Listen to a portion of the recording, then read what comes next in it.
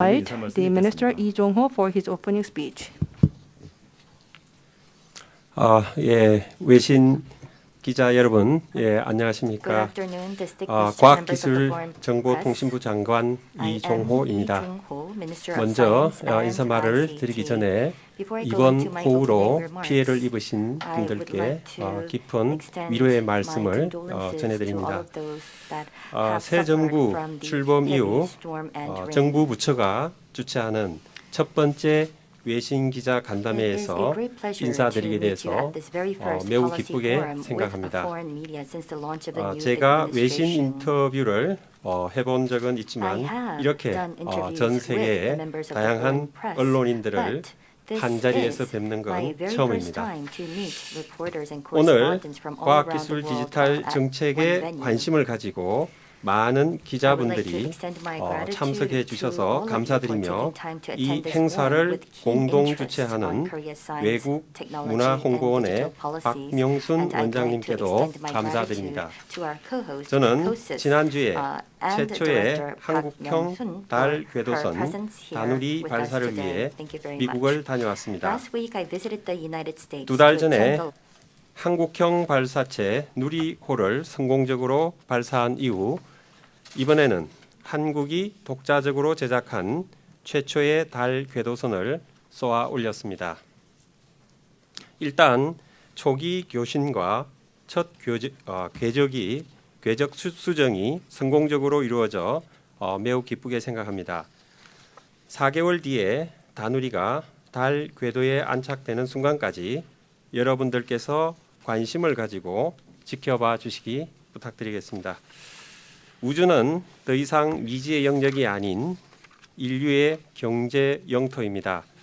2040년 우주 산업 규모가 1조 1천억 달러로 성장할 것으로 전망되는 가운데 한국은 정부 주도의 올드 스페이스에서 민간 주도의 뉴 스페이스로의 전환을 추진하고 있습니다.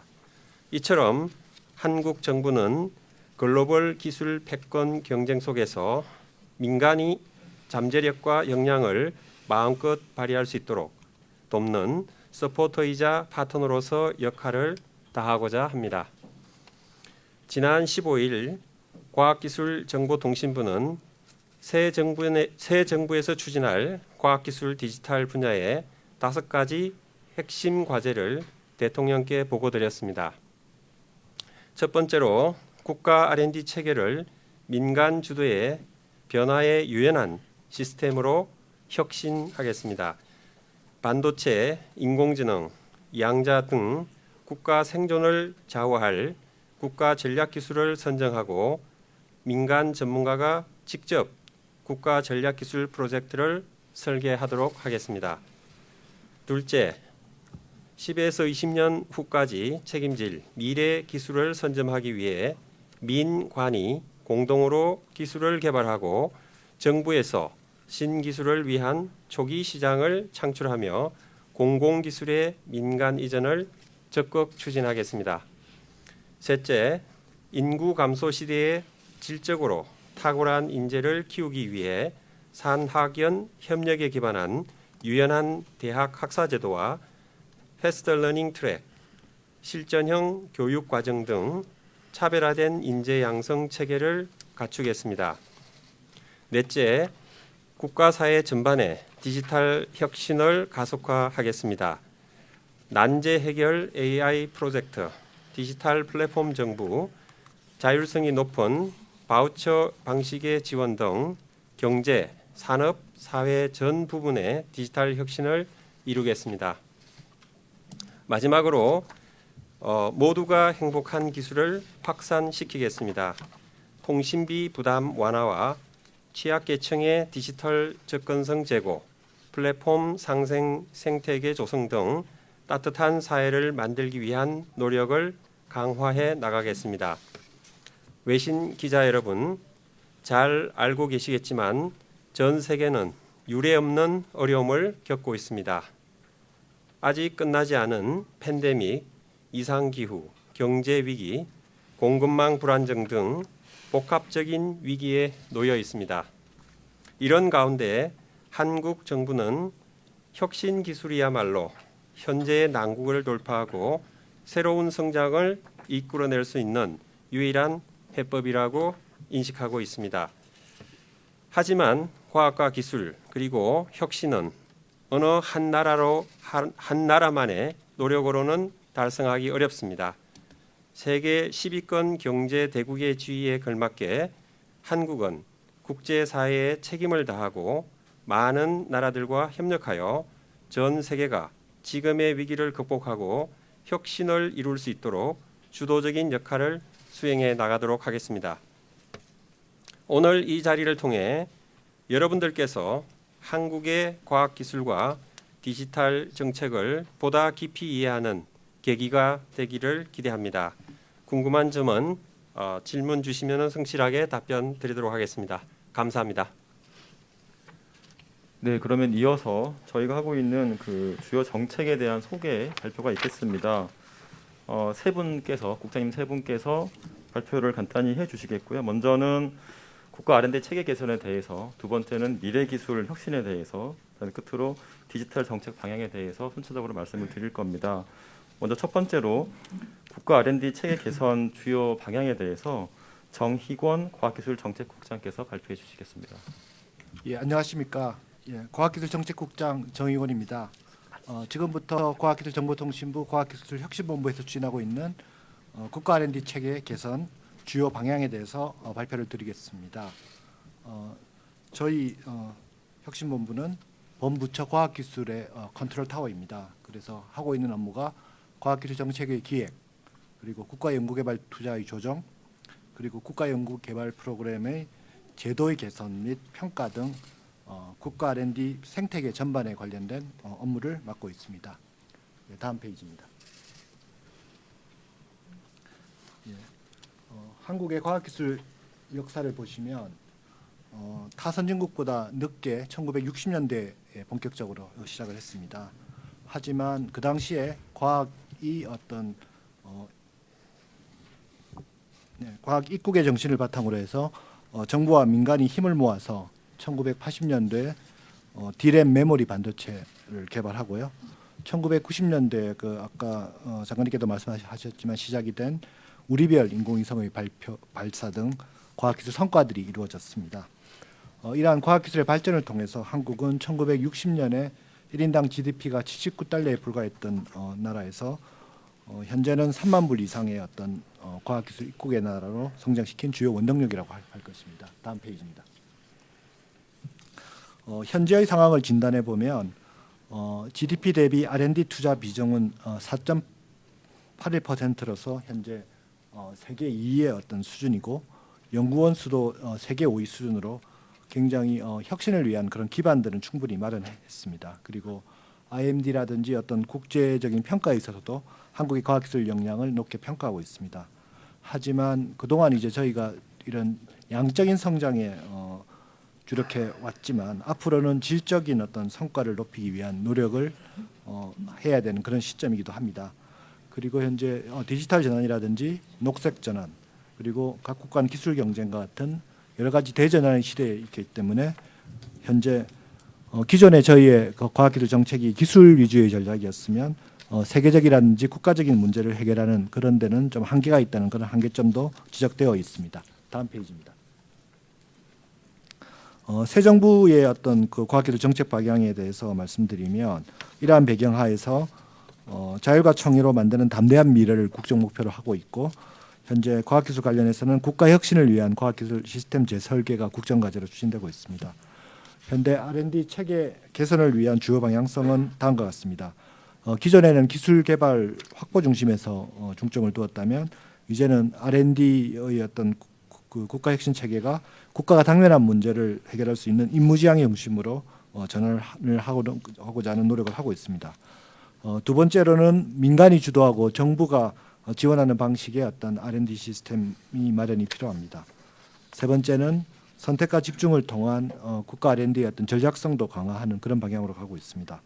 각각의 방향에 맞춰서 각각의 과제에 대해 설명을 드리겠습니다. 다음 페이지입니다. 첫 번째 이제 국가가 당면한 문제를 해결하기 위한 임무지향형 R&D의 강화입니다. 기획 단계에서부터 민간과 정부가 공동으로 해서 기술적인 목표만 설정하는 것이 아니고 경제, 안보, 사회적인 어떤 도전적 과제에 기반해서 명확한 국가적인 임무와 목표를 설정하고 여러 부처가 협업해야 되기 때문에 본부처의 어떤 임무별 예산을 배분 조정을 하겠습니다. 그리고 기존의 인센티브가 되기 위한 평가 체계에 있어서도 임무 지향형 지표를 개발하는 등 임무에 적합한 식으로 전환해 나가도록 하겠습니다. 다음 페이지입니다. 두 번째는 이제 민간이 주도하고 정부가 뒷받침하는 R&D 체계입니다. 현재 한국 같은 경우도 한 30조 정도를 정부가 지원하고 있고요. 민간이 한 70조 정도 돼서 민간 주도의 R&D가 이루어지고 있는데요. 국가 R&D 시스템도 민간이 제안하고 정부가 지원하는 대규모 민간 협력 프로젝트를 추진해서 상시적인 어떤 민간 협업 네트워크를 구축하고 민간의 의견이 기획이나 투자 단계에서 반영될 수 있도록 그런 시스템을 만들어가도록 하겠습니다. 다음 페이지입니다. 선택과 집중을 통해서 R&D의 전략성을 강화해 나가겠습니다. 현재 정부 R&D 예산은 정부 총 지출의 5% 수준인 한 30조 정도 있는데요. 이러한 그 지출 범위는 유지를 해가면서 한정된 제한 내에서 성과를 창출할 수 있도록 전략기술 육성 등 선택과 집중을 하도록 하겠습니다. 그리고 어떤 기술 환경 변화가 빨리 되고 있기 때문에 사업 추진에 있어서도 어떤 속도감을 하기 위해서 현재 예비 타당성 조사의 기간을 단축하는 등 제도 개선도 병행해 나가겠습니다. 이러한 정책을 통해서 우리나라가 과학기술 강국으로 한 단계 더하게 나가도록 노력해 나갈 예정입니다. 다음 페이지입니다. 지금까지 국가 R&D 체계 개선 주요 방향을 말씀드리겠습니다. 경청해 주셔서 감사드립니다. 네, 그럼 이어서 미래를 선도하는 기술 혁신 정책 방향에 대해서 이창윤 연구개발 정책 실장께서 발표해 주시겠습니다. 발표하실 때 좀 이렇게 마이크 가까이 좀 해주시면 좋겠습니다. 네, 외신 기자 여러분들 만나서 반갑습니다. 저는 이창윤 연구개발 정책실장입니다. 두 번째 발표로 말씀드릴 내용은 미래를 선도하는 기술 혁신 정책 방향이 되겠습니다. 다음 부탁드립니다. 네, 제가 말씀드릴 순서입니다. 이거는 좀 참고해 주시고요. 바로 본론으로 들어가겠습니다. 여러분들 잘 아시겠지만 우리는 기술이 국가의 사회, 경제 그리고 안보와 직결되는 시대에 살고 있습니다. 저희 과학기술정보통신부는 대한민국을 세계 10대 경제 대국으로 이루어낸 원동력인 과학기술력을 바탕으로 미래를 대비하는 혁신을 추진해 나가고자 합니다. 저희들의 목표는 글로벌 5위 수준의 과학기술 강국이 되겠습니다. 구체적인 내용은 다음 슬라이드에서 말씀드리겠습니다. 먼저 미래 시장을 책임질 원천 기술을 선제적으로 확보해서 경제 그리고 산업의 기반을 다지고 글로벌 시장 영역을 확충할 수 있도록 주력 산업 기술과 신흥 기술에 대한 전략적 개발을 추진하고자 합니다. 주력 산업의 경우에는 지속적으로 경쟁력을 저희들이 유지할 수 있도록 지원해 나갈 계획입니다. 반도체, 디스플레이는 차세대 유망 기술 개발을 위한 민관 합동 프로젝트를 추진하고 2차 전지는 산학연 협력을 통해서 한계 돌파형 신개념 2차 전지 개발을 추진할 계획입니다. 또한 수소는 2030년까지 그린 수소 25만 톤 생산 기술 개발에 집중하고 2030년까지는 세계 소형 원전 시장 선점을 위한 차세대 소형 모듈 원자로 개발도 추진하고 있습니다. 미래 신산업을 책임질 신흥 기술은 기술 역량 확보에 중점을 두고자 합니다. 양자 기술은 50큐비트 양자 컴퓨터 개발 그리고 양자 기술에 특화된 핵심 인력의 양성 그리고 국제 공동 연구 등을 통해서 기술 경쟁력을 신속하게 확보해 나가도록 하겠습니다. 첨단 바이오는 바이오 R&D의 생산성과 효율성을 높여서 산업으로의 발전을 가속화할 수 있는 디지털 융합을 중점적으로 지원할 계획입니다. 2050년까지 전력 생산 실증을 목표로 국제 핵융합 실험로 공동개발 사업과 연계하는 핵융합 실증 계획을 검토하고 있습니다. 다음 슬라이드. 두 번째는 우수한 연구 성과가 경제 사회적으로 빠르게 활용이 될 수 있도록 지원해 나가겠습니다. 먼저 기초 원천 연구 성과의 산업적 가치로의 전환을 촉진하기 위해서 산학연 기술 스케일업 플랫폼을 구축할 계획입니다. 연구 성과 실용화, 조직과 인력 양성의 기반 구축부터 실용화 R&D 그리고 펀딩, 혁신 제품 지정 및 시범 구매 등의 판로 개척까지 기술 사업화 전 과정을 아우르는 지원 체계를 구축해 나가고자 합니다. 다음으로 대학이나 출연연 등에서 창출된 공공 연구 성과의 시장 진출을 가속화하기 위해서 대학과 연구기관의 실험실 기술 창업을 활성화해 나갈 계획입니다. 마지막으로 과학기술을 중심으로 지역의 혁신 역량을 강화하고 지역의 자생적인 혁신 생태계를 조성하고자 노력하고 있습니다. 다음. 세 번째는 미래 기술 혁신을 주도하는 인재 양성입니다. 과학기술 경쟁력의 근간이자 기술 혁신의 핵심은 최고급 연구 인력 양성이라고 생각을 합니다. 이를 위해서 기술 수요 맞춤형 인재 양성, 그리고 장기적이고 안정적인 기초 연구의 지원, 그리고 신산업, 신기술 분야 디지털 교육 혁신을 추진하고 있습니다.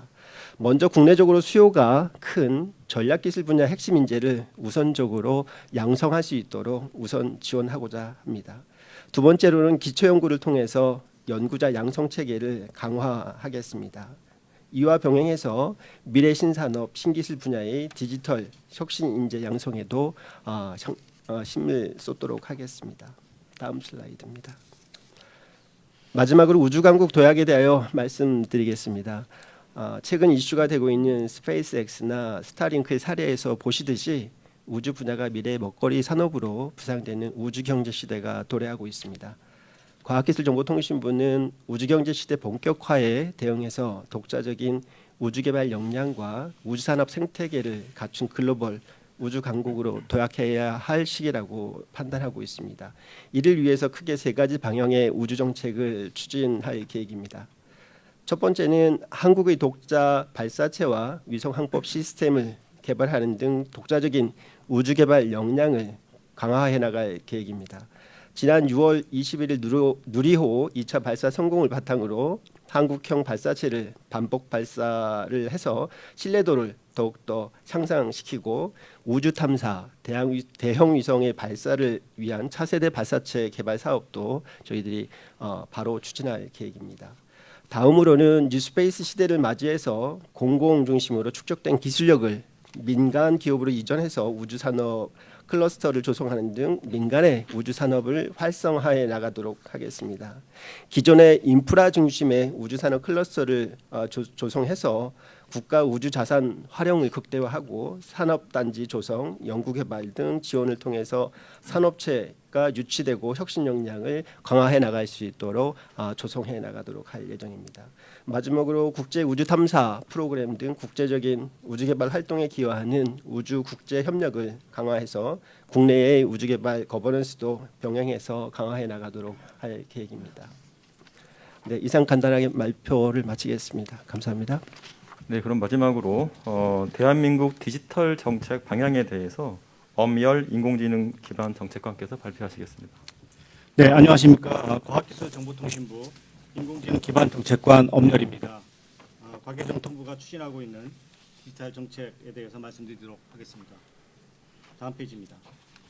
먼저 디지털 분야의 현황을 진단하고 정부의 디지털 혁신 정책 방향과 목표, 그다음에 기존 정책과의 차별성을 먼저 설명드리겠습니다.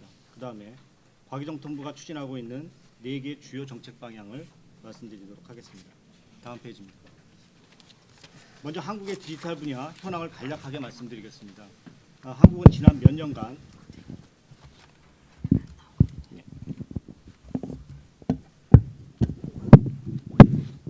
죄송합니다. 먼저 한국의 디지털 분야 현황을 간략히 말씀드리도록 하겠습니다.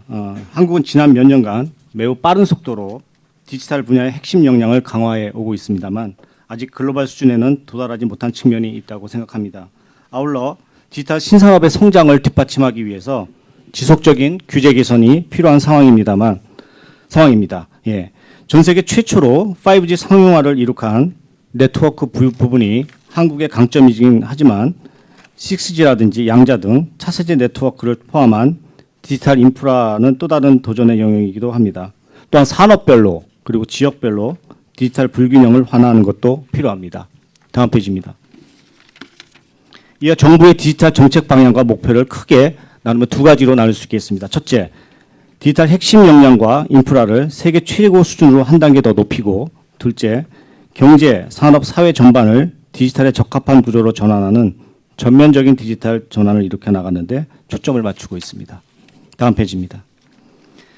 과기정통부는 기존의 정책의 한계를 분석해서 차별화된 디지털 정책을 추진할 계획입니다. 먼저 디지털 혁신을 전면화할 수 있는 데이터 정책과 연구개발을 추진하고, 최소 자율규제를 원칙을 토대로 민간 주도하에 신선합이 성장할 수 있도록 지원할 계획입니다. 또한 그간 최첨단 네트워크 확보를 우선시했다면 향후에는 좀 더 안전하고 신뢰 가능한 그런 디지털 인프라 구축에 좀 더 집중하도록 하겠습니다. 아울러 디지털 융복합화의 전면화, 디지털 보편 접근권의 보장 등을 통해서 지역이나 계층에 상관없이 디지털 혜택을 함께 누리는 사회로 나가고자 합니다. 다음입니다. 다음은 앞으로 추진하고자 하는 4개의 주요 과기정통부의 디지털 정책 방향에 대해서 차례로 설명드리겠습니다. 먼저 민관 협력을 통한 디지털 핵심 역량을 강화하겠습니다. AI 개발에 필수적인 컴퓨터 자원을 먼저 확충하고 차세대 AI 반도체와 같은 핵심 기술을 개발할 계획입니다. 또한 데이터 정책 컨트롤 타워로서 국가 데이터 정책위원회를 통해서 민간과 공공의 데이터가 편리하게 활용될 수 있도록 다양한 데이터 정책과 제도를 마련하도록 하겠습니다. 아울러 데이터 인프라와 소프트웨어가 클라우드 기반으로 전환될 수 있도록 지원을 강화할 계획입니다. 다음 페이지입니다. 디지털 신기술 개발과 관련해서는 AI 지능형 반도체, 양자, 6G 등 6대 디지털 혁신 기술을 분야에 집중적인 투자를 하고, R&D 기획부터 성과 창출까지 전 과정을 민간과 공동으로 관리해서 민간의 혁신 역량이 R&D에 긴밀히 반영될 수 있도록 그렇게 할 예정입니다. 아울러 미래 디지털 산업을 선도할 수 있는 디지털 핵심 인재를 양성하고 전 국민이 일상생활에서 디지털을 잘 활용할 수 있도록 초등학교의 소프트 교육과 또 재직자, 전문가 심화 교육도 강화해 나가도록 하겠습니다. 다음 페이지입니다. 두 번째는 디지털 신산업 육성입니다. 메타버스, 블록체인 등 전 세계적으로 폭발적 성장이 기대되는 산업을 집중을 육성하고, 규제 샌드박스의 실효성을 제고해서 신산업 성장의 걸림돌이 되는 규제를 차분하게 저희들이 협파해 나갈 계획입니다. 그리고 디지털 경제에서 핵심적 역할을 하는 디지털 플랫폼 산업에 대해서는 혁신과 공정이 같이 발현될 수 있도록 자율규제 체계를 범부처 차원에서 확립해 나가겠습니다. 다음 페이지입니다. 세 번째로 초고도 네트워크와 사이버 보안 체계를 확립해 나가는 것입니다. 5G에 이어 6G와 위성통신 분야 등에 선도할 수 있도록 기술 개발을 추진하고 시범망 구축 등을 추진할 예정입니다. 그리고 통신망을 이원화한다든지 소방시설을 보강하는 등 물리적 재난에 대해서도 안전장치를 마련해 나가겠습니다. 아울러 통신사가 상호 백업 체계를 구축해서 해킹 등 사이버 위협에 대해서도 네트워크를 안전하게 강화해 나가겠습니다. 또한 디지털 기술을 활용해서 사회 문제에 대한 신속하고 정확한 대응이 가능하도록 안전 분야에 대해서도 디지털 기술 도입의 확산을 지원할 예정입니다. 마지막으로 국가 사회 전반에 디지털 혁신을 총체적으로 도입 확산해 나가려고 합니다.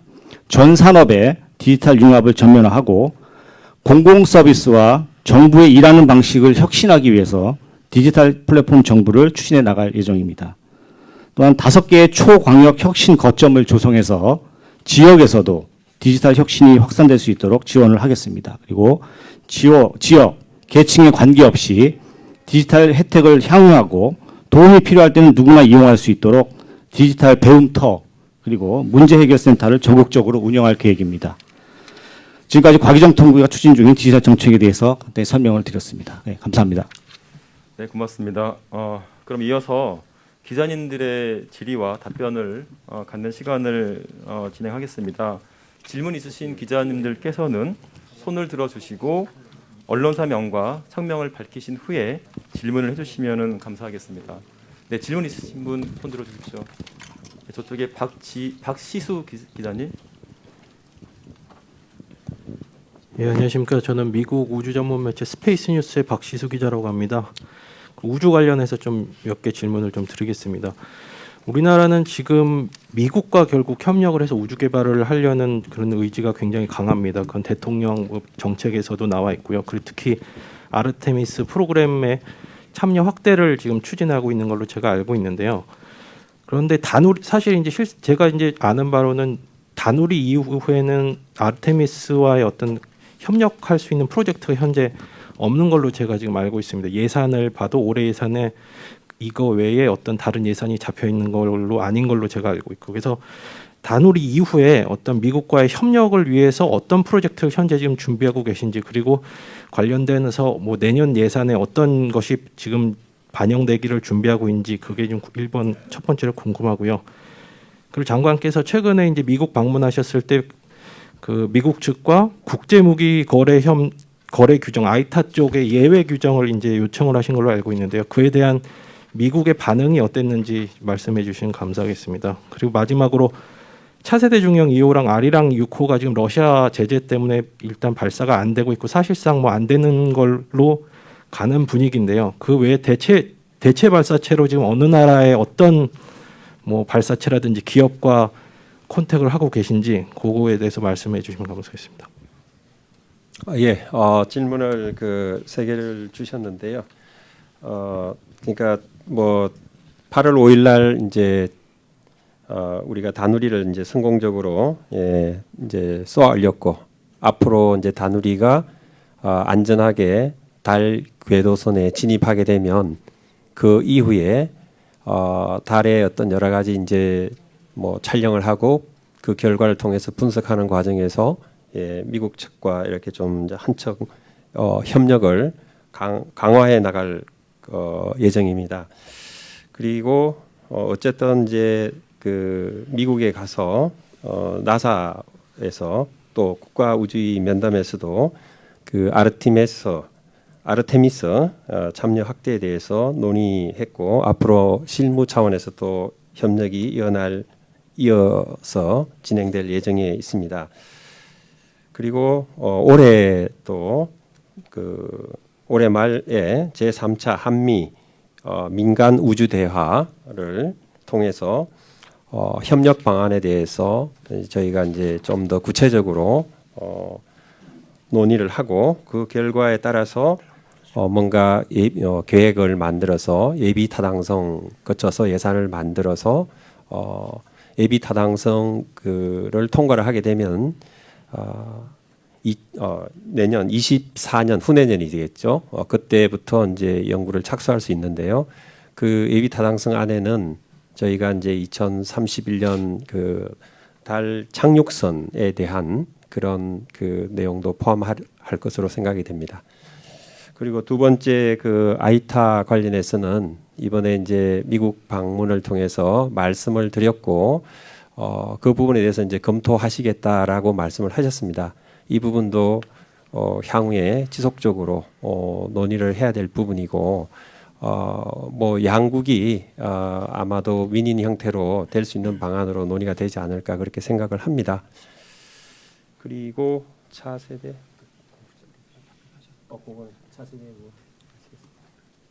러시아 발사. 예, 과기정통부 거대공공연구정책관입니다. 그 러시아 제재에 따른 다목적 6호 그리고 차중형 2호 발사의 문제에 대해서는 현재 플랜 B를 가지고 준비를 하고 있습니다. 발사에 대한 그 추가적인 예산 확보도 다 끝난 상황이고요. 그리고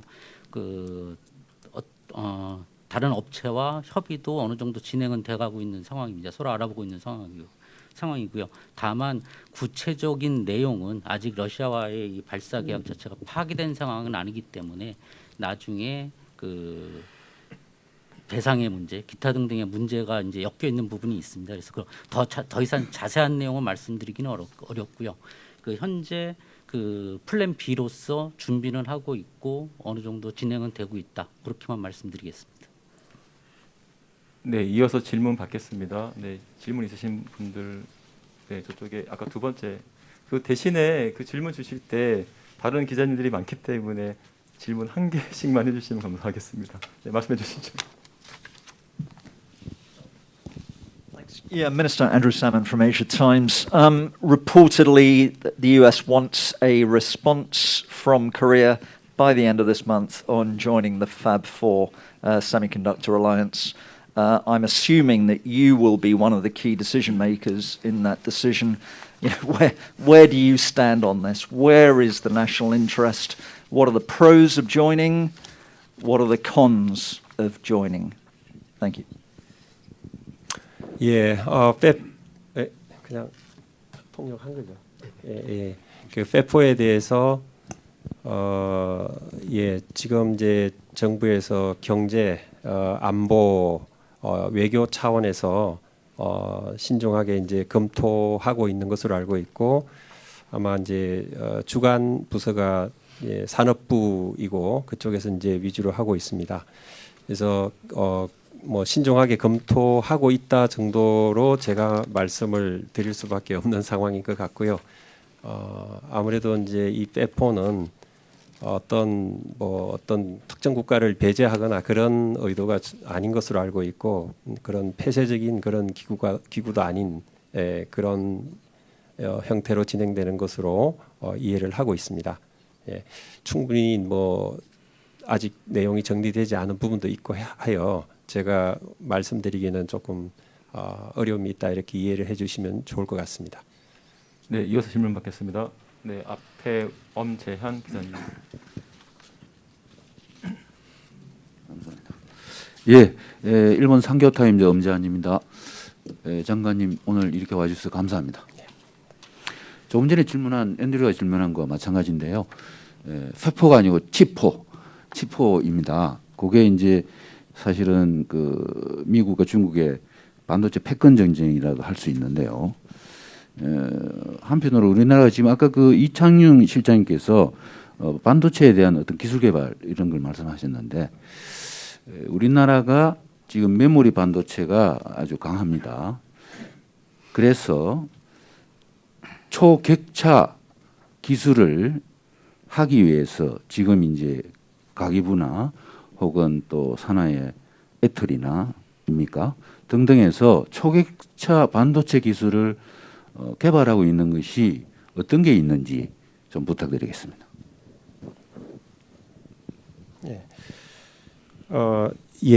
먼저 저도 좀 혼란이 되는데요. 국내 언론에서는 치포라고 그러고 미국 가니까 페포라고 그러고 뭐 하여간 같은 거인 것 같은데요. 어쨌든 뭐 그 부분은 이제 앞에 답변을 드렸으니까 추가로 말씀드리기는 어렵고, 그 다음에 이제 그 메모리를 굉장히 이제 잘 하고 있습니다.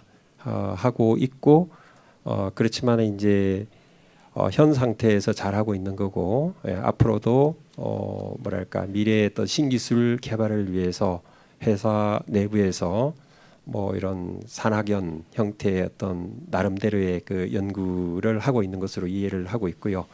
그 다음에 이제 국가적으로 초격차 기술로 생각을 하면, 그래서 이제 좀 초격차라는 게 조금 애매하긴 하나, 그냥 그 전략 기술로서 우리가 반도체 쪽에 중추 국가로서 나서기 위한 어떤 그런 전략 기술 반도체 분야를 본다면은 이제 AI 관련해서 AI 반도체로 볼 수 있습니다. 그래서 AI 반도체에서 지난 이제 6월달에 그 PIM 허버, 그러니까 Processing in Memory에 대한 그 허버를 만들어서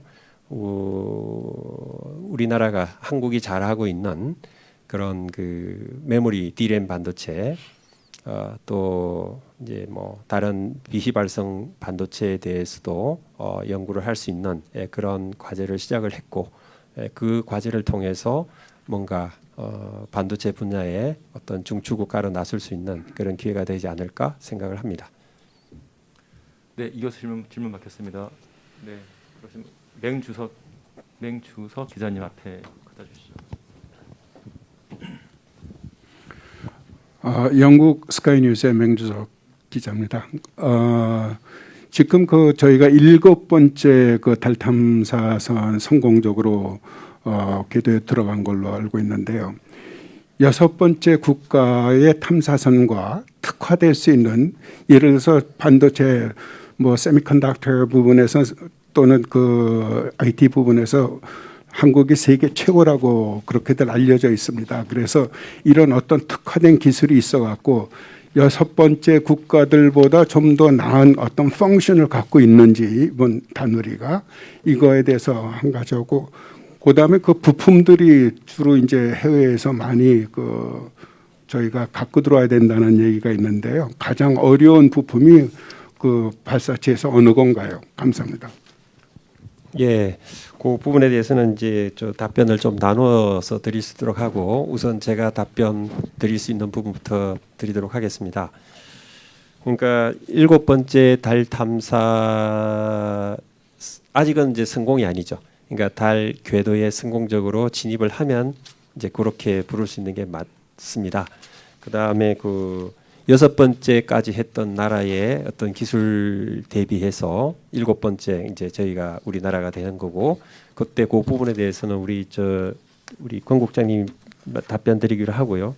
제가 먼저 이제 부품 부분에 대해서 좀 말씀드리면, 질문하신 대로 우주 관련 부품들은 뭐 많이 이제 수입하는 그런 형태에 있고, 지금 뭐 이미 이제 고민을 많이 해서 그러한 우주 부품들을 이번 이제 내년부터 이렇게 써 올리는 다누리 3, 4, 5, 6에다가 실증 테스트를 할 수 있는 그런 연구 개발. 누리호입니다. 죄송합니다. 이번에 그 달 탐사가 다누리고요. 누리호 3, 4, 5, 6 그 부분에 대해서 저희가 이제 좀 이제 그 고민을 해서 검증할 수 있는 그런 체계를 좀 갖추려고 하고 있습니다. 그래서 그 6번째 그 국가 대비해서 저희 우리나라의 어떤 그 차별점에 대해서는 권 국장님 좀 말씀해 주시겠습니까? 예. 이번 저희 다누리에는 총 6개 그 탑재체가 들어가 있습니다. 그 중에서 크게 3개의 임무를 가지고 있는데요. 첫 번째 임무는 다음번에 우리 달 착륙선을 저희가 31년도에 하려고 하고 있는데, 그 달 착륙선의 후보지를 찾을 수 있는 카메라를 하나 달았고요.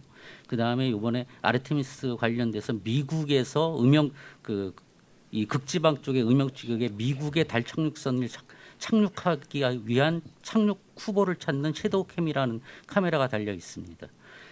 이것이 이제 착륙지를 찾기 위한 내용이 되겠고요. 두 번째는 이제 과학적 임무를 가진 카메라들이 측정 센서들이 달려 있습니다.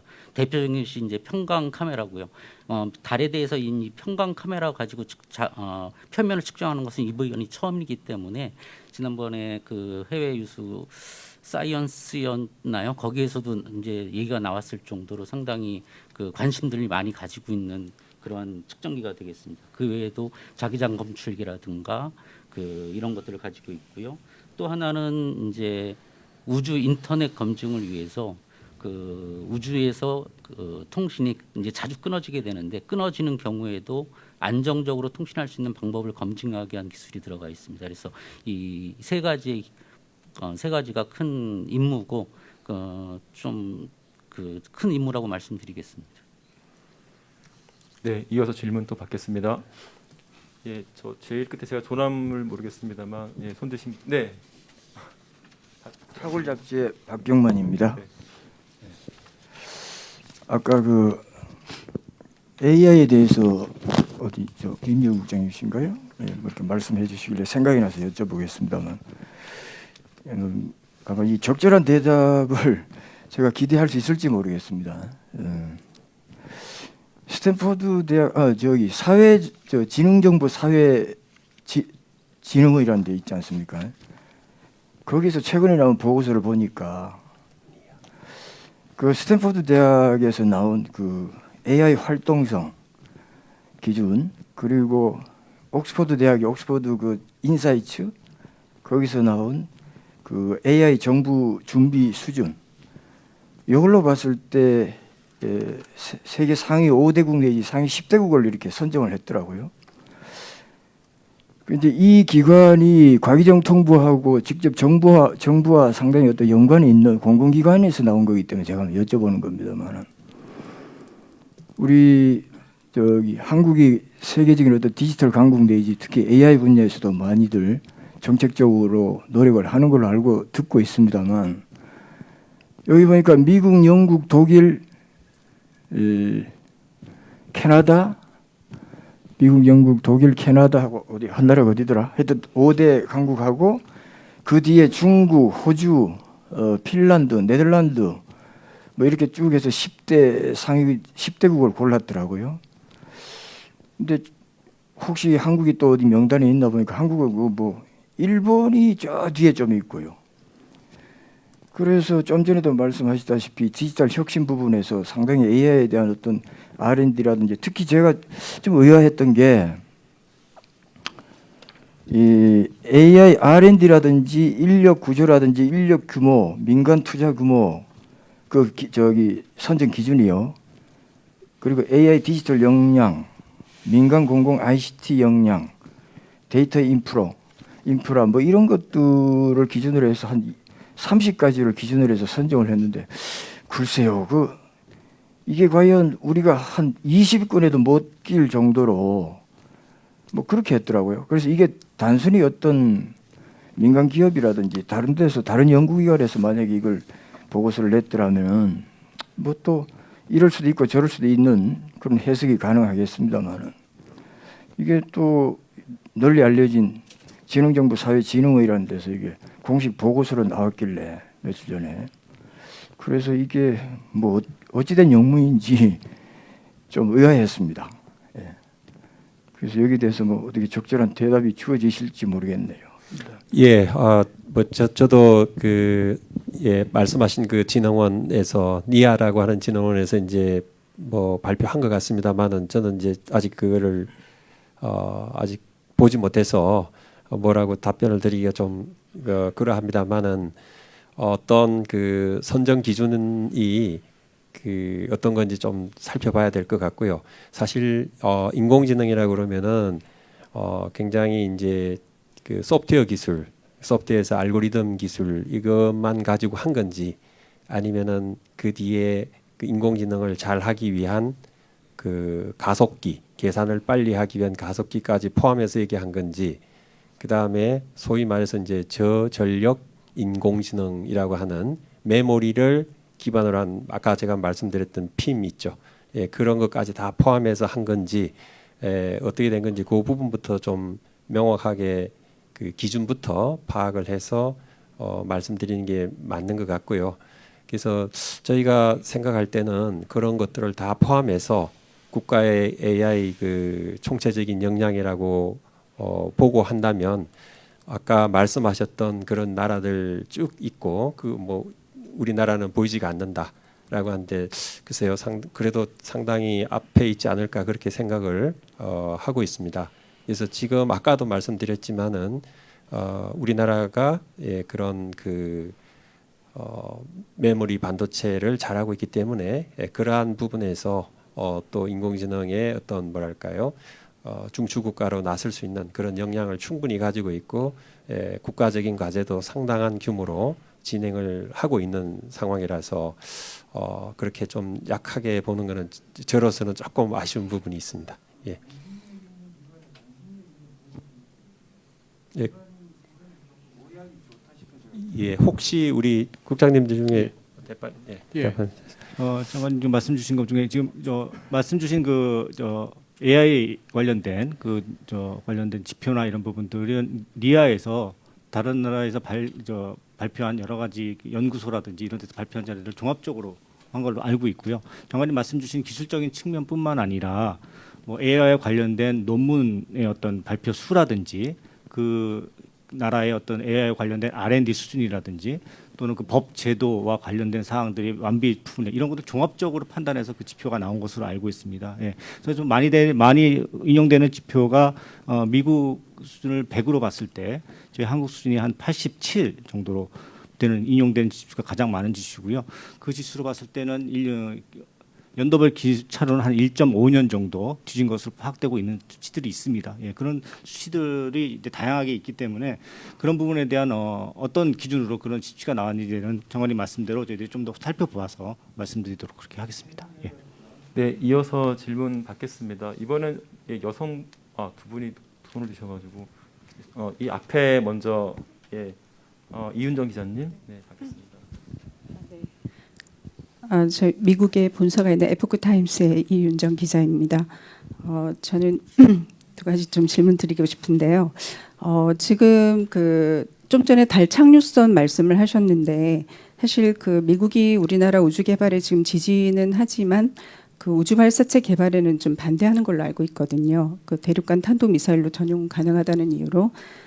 그래서 이제 우리 기술로 개발한 고성능 우주 발사체로 달 착륙선을 발사를 하려면 다누리호 개발에서 얻은 기술 협력뿐 아니라 우주 발사체 사용에 대한 미국의 좀 태도 변화가 필요하다, 이런 의견이 있습니다. 이에 대한 전망을 좀 듣고 싶고요.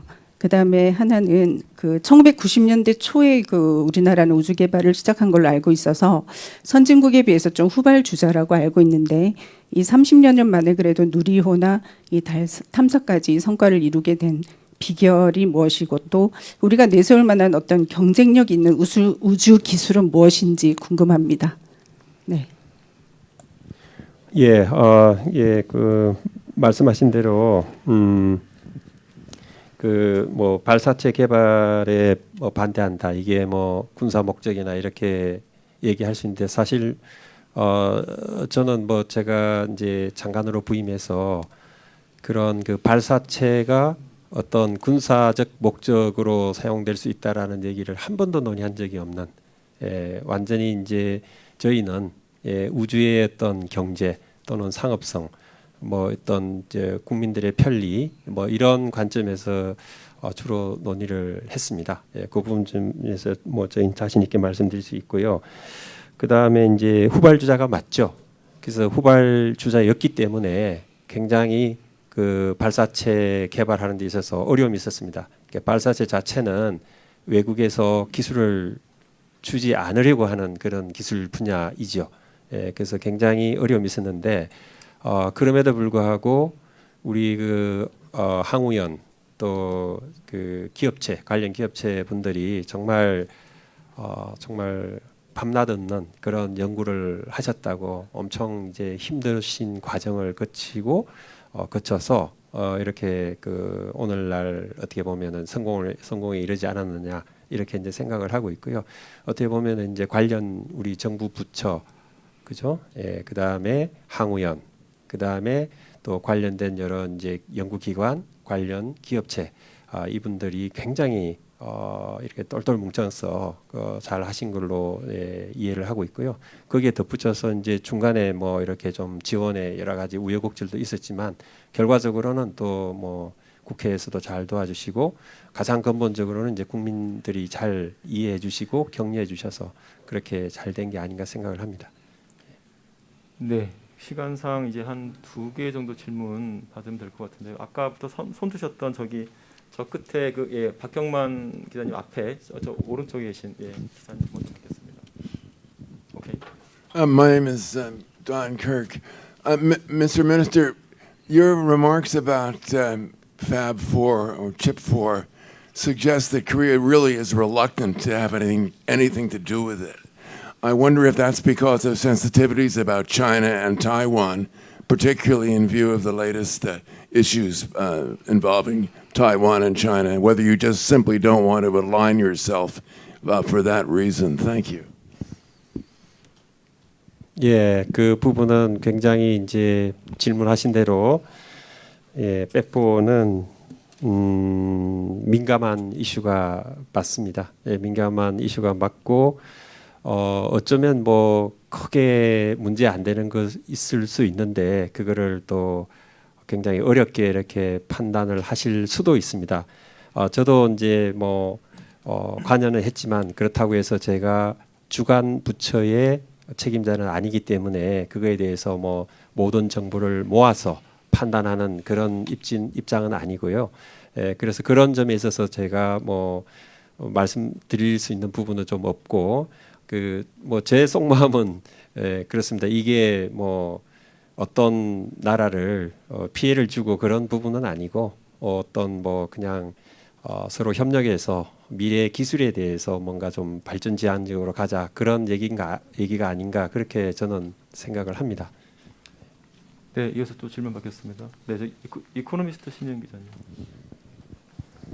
네, 안녕하세요. 영국 더 이코노미스트의 신희은 기자입니다.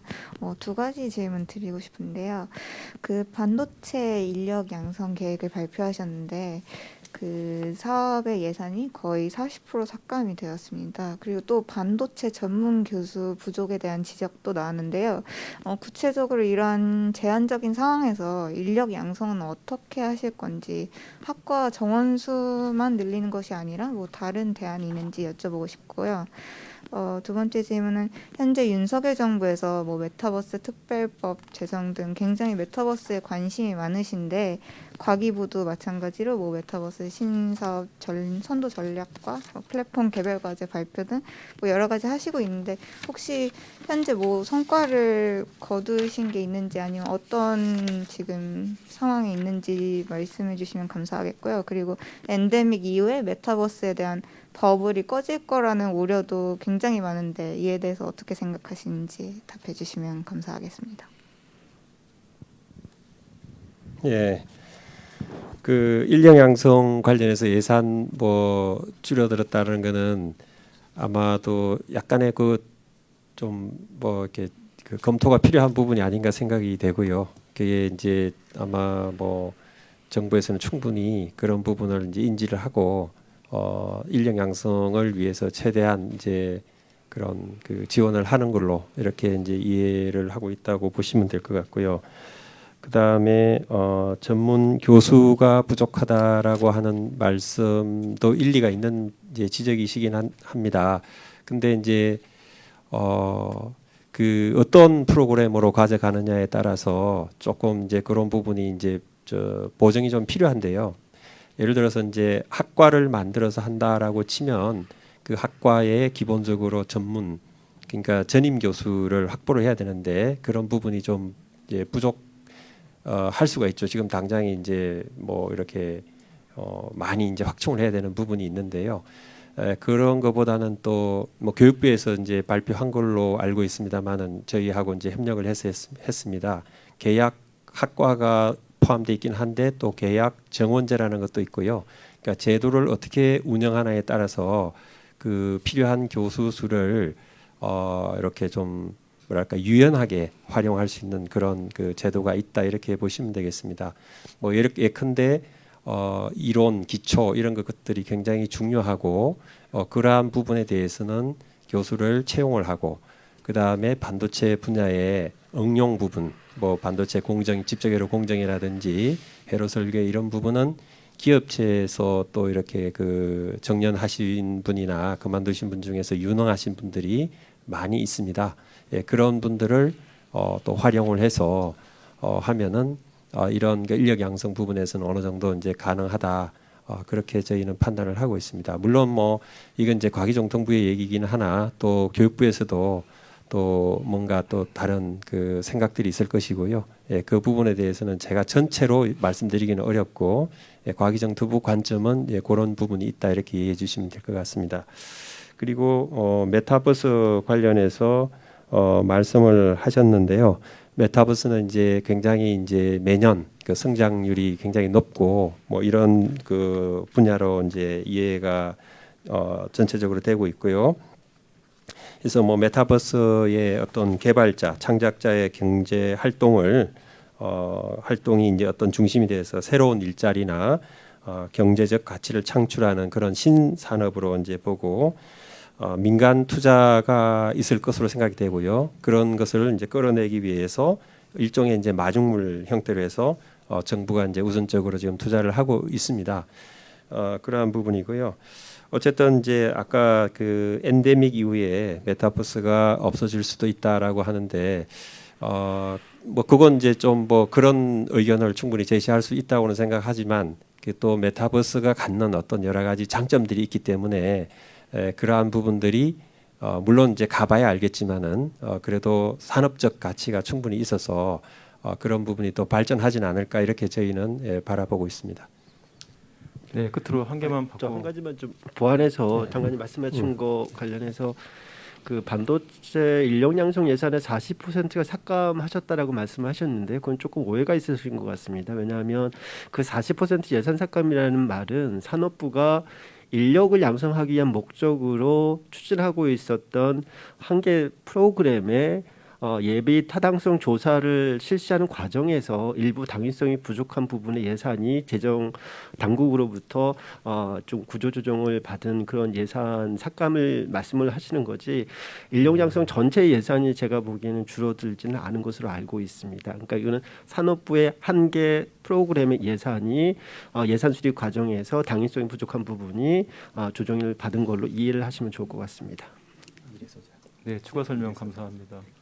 네, 끝으로 한 가지만 더 받을게요. 네, 먼저 손 드셨던 저기 조남이 안 보입니다. 그 앞에 여성분 기자님 마지막으로 받고 마치도록 하겠습니다. 저 니혼게이저의 신문의 나기영 기자인데요. 그 반도체 분야에 있어서 중국이 한국의 기술을 많이 따라왔다고 얘기를 하고 있는데 장관님께서 생각하시기에 중국과의 기술 격차 어떻게 생각하시고 어느 정도 위기감을 갖고 계시는지 말씀해 주십시오. 예. 중국이 이제 뭐 언론에서 많이 보도된 것처럼 이게 반도체 굴기 그런 그 어떤 그러니까 사업화에서 굉장히 투자를 많이 해서 인력도 많이 키워내고 산업적으로 이제 큰 성과를 달성하고 있다고 생각을 합니다. 그리고 이제 뭐 굳이 그렇게 딱 그 숫자로 뭐 기술 격차를 얘기하기는 좀 어려운 면이 있습니다. 그게 굉장히 사람마다 다를 수 있고 해서 또 기준에 뭐를 두느냐에 따라서도 달라질 수가 있습니다. 그래서 그런 부분은 조금 제가 말씀드리긴 좀 곤란하고요. 그렇지만 이제 굉장히 많이 지금 따라오고 있는 수준이다 이렇게 보여집니다. 예를 들어서 그 부분은 이제 메모리 부분이 되겠습니다. 메모리 부분에서 많이 따라오고 있고 뭐 언론에 의하면은 이제 YMTC 같은 경우에 시장 점유율이 지금 3%인가요? 5%인가?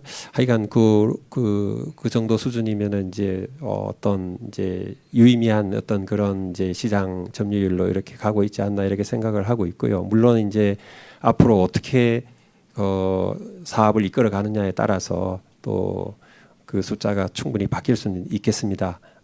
그런 부분이 있고요. 그리고 뭐 최근에 이제 뭐 232단을 발표했다 있고 이제 그래서 아직 이제 그 연구 개발 차원입니다. 예, 그래서 이제 정말로 양산 차원에서 그게 수위를 보장하는 범위에서 그렇게 되는지 그런 부분은 좀 확인할 필요가 있다 이렇게 이제 생각이 되고요. 뭐 그런 정도로 제가 말씀드리면 되겠습니까? 뭐 답변 그 정도로 해드리겠습니다. 예. 네, 고맙습니다, 장관님. 그럼 이것으로 질의응답 시간을 좀 마치도록 하겠습니다. 끝으로 장관님께서 마무리 말씀을 해주시는 걸로 듣고 종료를 하도록 하겠습니다. 네, 장관님 마무리 말씀 부탁드리겠습니다.